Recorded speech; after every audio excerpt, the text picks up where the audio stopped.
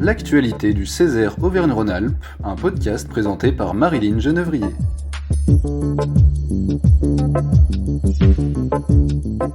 Bonjour et bienvenue dans le podcast du Césaire. Le Césaire, Conseil économique, social et environnemental, ce sont 190 conseillers de notre région. Ils sont issus de la société civile organisée, ils se réunissent et travaillent pour éclairer les élus du Conseil régional sur les enjeux et les conséquences des politiques qu'ils et elles ont à voter. Le Césaire se questionne, auditionne et rend son analyse et ses recommandations à la région. Les métaux rares, c'est le sujet que nous abordons aujourd'hui. Les métaux rares, on les trouve, et c'est paradoxal, un peu partout dans nos vies. Dans le smartphone, l'ordinateur, les panneaux photovoltaïques, l'hydrogène, les piles et surtout les batteries. Un enjeu de taille se présente à nous, confirmé par la crise sanitaire que nous connaissons, qui nous contraint à réduire nos échanges internationaux. Comment limiter notre dépendance régionale à cette matière première produite très peu en Auvergne-Rhône-Alpes, beaucoup en Chine, devenue essentielle et presque même vitale quand on pense à des composants dans le secteur médical par exemple. Après 6 mois de travail, de recherche et d'audition, le Césaire a donc rendu son avis en juillet dernier, un dossier de 44 pages intitulé « Métaux rares pour une approche régionale disruptive face à un défi mondial ». C'est un dossier documenté que vous pouvez consulter en ligne sur le site du Césaire, comme tous les travaux des commissions d'ailleurs. En conclusion de ce dossier, quelques pistes sont proposées pour limiter notre dépendance régionale. Pour en parler, nous avons rencontré Éric Le Jaouen, président de la commission Activité économique, emploi et innovation en charge de ce travail du Césaire sur les métaux rares. Éric Le Jaouen, bonjour. Pourquoi s'inquiéter de notre dépendance aux métaux rares aujourd'hui ? Écoutez, parce que vous l'avez dit dans votre introduction, déjà les métaux rares ou stratégiques, suivant l'appellation qu'on leur donne, ils sont partout. Ils sont partout dans notre vie, dans beaucoup de produits du quotidien utilisés par les citoyens de la région, et ils posent des problématiques d'approvisionnement et de dépendance qui sont devenues critiques vis-à-vis de certains pays. On pense particulièrement évidemment à la Chine. Au niveau régional, si vous voulez, c'est une problématique qui pourrait se traduire par des conséquences assez majeures sur un certain nombre de secteurs clés de notre industrie, Auvergne-Rhône-Alpes, que ce soit le numérique, l'énergie, je pense également évidemment à l'automobile, l'aéronautique, la défense, les secteurs industriels impactés sont très nombreux. Et puis enfin, au-delà de l'enjeu économique et industriel, un enjeu social, parce que les conditions sociales ou environnementales d'ailleurs d'exploitation de ces métaux rares sont souvent l'objet de fortes interrogations. Il y a une vraie explosion mondiale de l'usage de ces métaux rares ? Oui, tout à fait. On peut prendre un seul exemple, évidemment l'électrification des véhicules automobiles, que ce soit une électrification totale ou une électrification en mode hybride, elle est faite par l'ajout de composants électriques, en particulier des batteries, et dans tous ces supports batteries interviennent des métaux rares. Quels sont ces métaux rares, justement ? De quoi parle-t-on précisément, Éric Le Jaouen ? On parle de matériaux type le lithium, par exemple, qui est souvent donné en exemple, ou le cobalt, ce type de matériaux. Et j'ai vu d'ailleurs dans un rapport que la consommation de cobalt, on parlait tout à l'heure de l'explosion mondiale de l'usage, la consommation de cobalt en 2030 sera 47 fois supérieure à celle de 2017. Alors ce qui est paradoxal quand même, c'est que ces métaux rares sont nés de notre émancipation des énergies fossiles. Ils sont indispensables aujourd'hui au développement d'énergies renouvelables. Je parlais des panneaux photovoltaïques tout à l'heure. Alors comment peut-on s'extraire de ce marché sur lequel nous n'avons aujourd'hui aucune maîtrise ? Déjà, je pense que le sujet n'est pas forcément de s'extraire de ce marché. C'est un marché nouveau sur lequel, en fait, la France et la région Auvergne-Rhône-Alpes a également des atouts. Nous, on a fait un certain nombre de propositions pour, en tout cas, que l'économie de notre région ne soit pas laissée à la marge de ce marché nouveau. Quelles sont-elles, ces propositions ? Est-ce que vous pouvez nous les lister ? Il y en a plusieurs. Il y a 4 pistes qui avaient été identifiées. La première piste, c'est évidemment l'innovation, c'est-à-dire accompagner notre capacité à accompagner et à renforcer l'action d'organismes de recherche et développement. Ensuite, on a une piste qui tourne autour on va dire, du développement de filières de recyclage dans le secteur des métaux rares. Donc cette filière qui existe déjà par la présence de 2 entreprises dans notre région, d'autant plus que c'est une filière qui est extrêmement utilisatrice de main-d'œuvre parce que des segments industriels du process de recyclage ne sont pas automatisables. La troisième piste, c'est évidemment plutôt de favoriser un mix en matière de stockage de l'énergie par la promotion, on va dire, d'un certain nombre de solutions techniques peu consommatrices de métaux rares pour éviter en fait la dépendance demain aux tout-batteries. On en parlait pour l'automobile, mais ça va être vrai également sans doute pour l'habitation. Et puis enfin, la dernière piste envisagée par le Césaire Auvergne-Rhône-Alpes est une piste qui, elle, est plus complexe, on va dire, puisque c'est une piste qui tourne autour de l'extraction. Sur notre territoire, en Auvergne-Rhône-Alpes, on est un vieux territoire minier, dans lequel l'exploitation minière était une industrie forte dans un certain nombre de territoires de notre région. Donc nous, on souhaite rouvrir, on va dire, ou renouveler le débat citoyen autour de ces questions, en s'appuyant sur des réflexions nationales que le CESE a préconisé, ne serait-ce que la mise à jour de l'inventaire minier.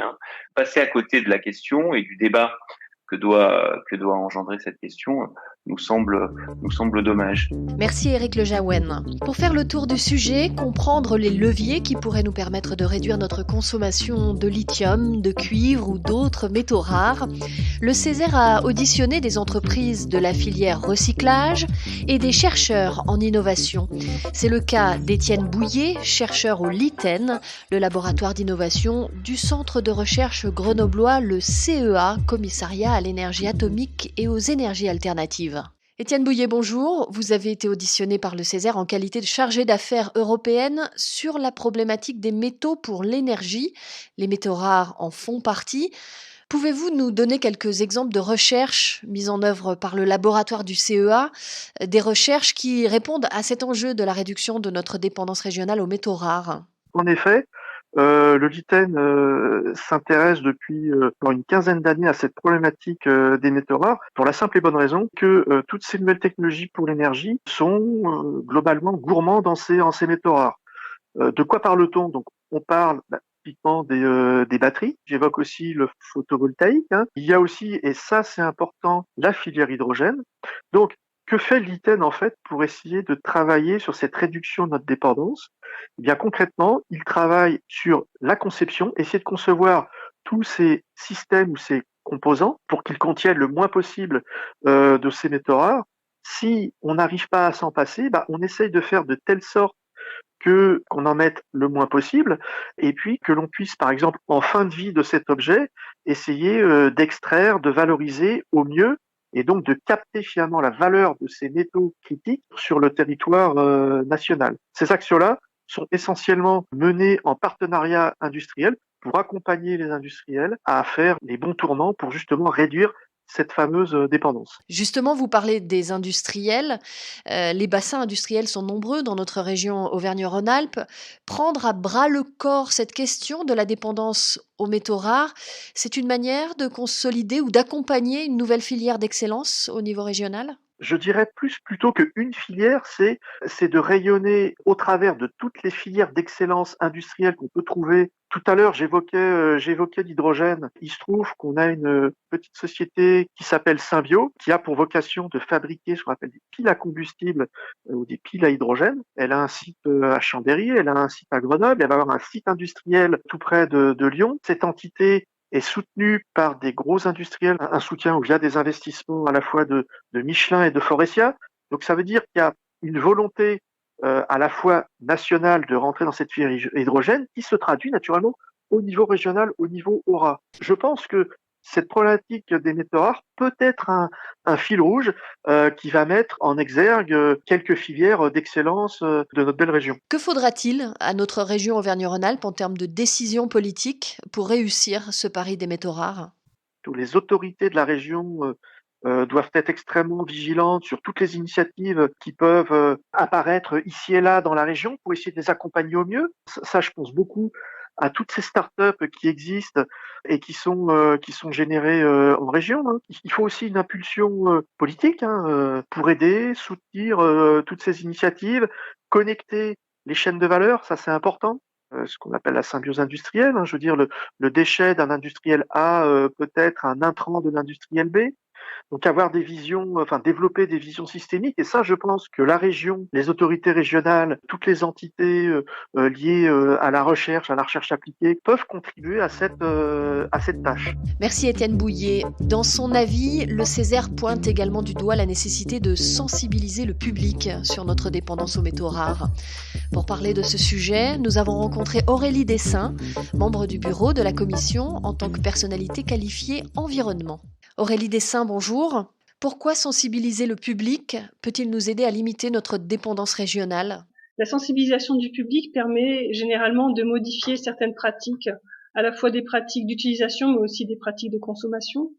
Or, dans le sujet des métaux rares, ce qui pose problème aujourd'hui, c'est qu'on a une consommation de plus en plus importante de ces matériaux et le grand public a encore une méconnaissance des métaux rares. Même a priori, on peut penser, en parlant métaux rares, que ce sont des matières difficiles à trouver.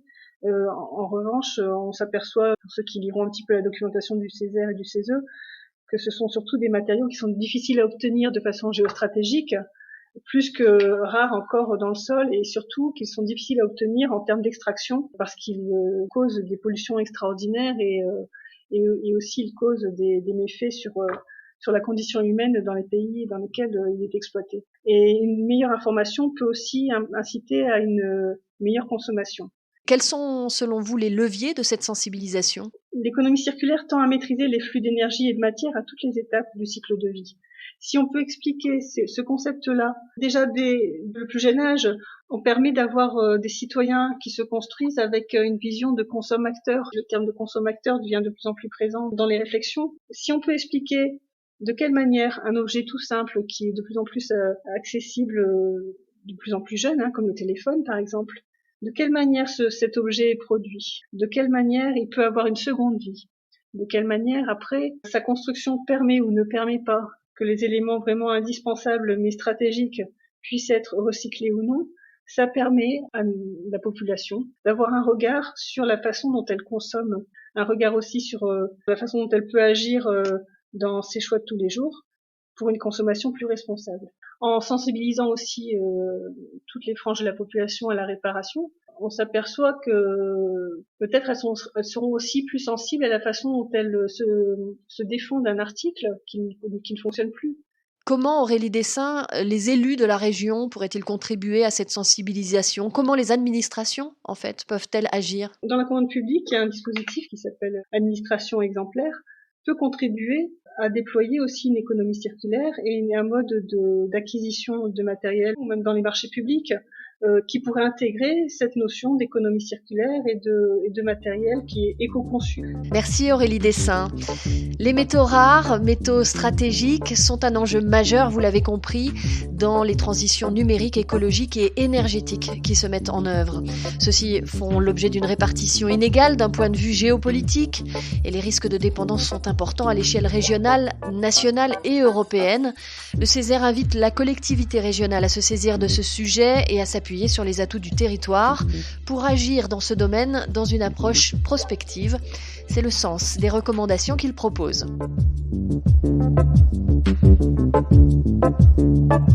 L'actualité du Césaire Auvergne-Rhône-Alpes, un podcast présenté par Marilyn Genevrier.